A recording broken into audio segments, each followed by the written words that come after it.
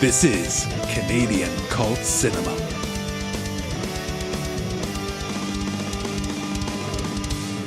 Summer of '84 is the latest film for the Quebec directing collective known as Roadkill Superstar.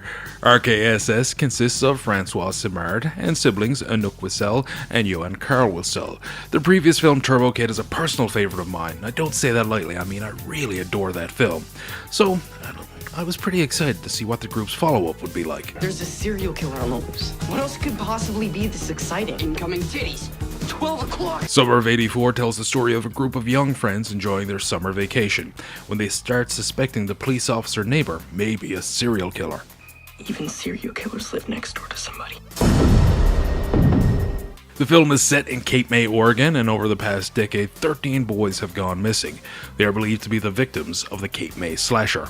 15-year-old Davy Armstrong suspects that his neighbor, Officer Mackey, is that Cape May slasher. Davy sees a boy inside Officer Mackey's house, and then a little while later he notices that same boy's face on a milk carton. He convinces his friends to help him investigate. Is Officer Mackey the killer, or is it just the overactive imagination of a group of bored teenagers? As they get closer to the truth, things begin to get dangerous. Summer of '84 is a really fun film, and it definitely hits all those nostalgia buttons. It's gotten a lot of comparison to Stranger Things, but besides being a group of friends and being set in the '80s, that's pretty much where the similarities end. It's a mystery, but it definitely has some horror elements, especially in the third act. Now, I'm not going to spoil anything in this review because I really believe you should see this film. The film was shot in Vancouver and Port Moody, British Columbia, and features a great cast of young actors. Graham Bashir plays our main character, Davy Armstrong, and rounding out his friends are Judah Lewis playing Tommy Eats Eaton, Caleb Emery as Dale Woody Woodworth, and Corey Grutter Andrews as Curtis Faraday. Tara Scoveby, probably best known as her character of Betty's sister on Riverdale, plays Nikki, the girl next door. Rich Sommer plays Officer Wayne Mackey. Now just look at that face. How could he possibly be a killer? I really love the chemistry between this group. They feel like real kids when you're watching them on screen. The film takes the time to develop them as characters, and they feel like friends that have real problems that friends run into. Now, I've seen some criticism online that said there's no way a group of friends like this would even hang out together. You have the kid that's into conspiracy theories and monsters, you have the nerdy kid, you have the gullible but really loyal kid, and you have the rebellious punk kid.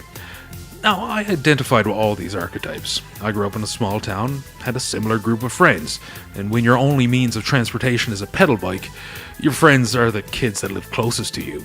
When you get a little older, then you start to drift apart and break into your own cliques, and that sort of happens at the end of the film. The friends are pulled apart, and there's definitely this end of innocence. It's certainly not a conventional Hollywood ending. Now, like I mentioned, I won't spoil it, but the ending definitely lets the boys know that the world is a much bigger and scarier place than the suburb that they live in. And it certainly is just a metaphor for growing up, except shot through the lens of a horror movie. Let's take a minute to talk about the awesome score. Now, I'd love to play some more of it for you, but I'm sure YouTube would flag this video for a copyright violation. The music was composed by Matos, a synthwave duo out of Montreal.